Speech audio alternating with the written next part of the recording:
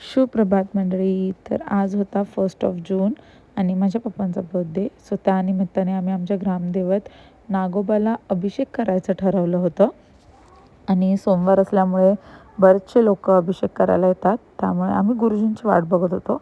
इथे Tanvi fit check करते आहे आणि मग ती पण पाया पडत होती. त्याच्यानंतर त्याच मंदिरामध्ये विठ्ठल आणि रखुमाईसुद्धा आहे, तर त्यांचं दर्शन घेतलं.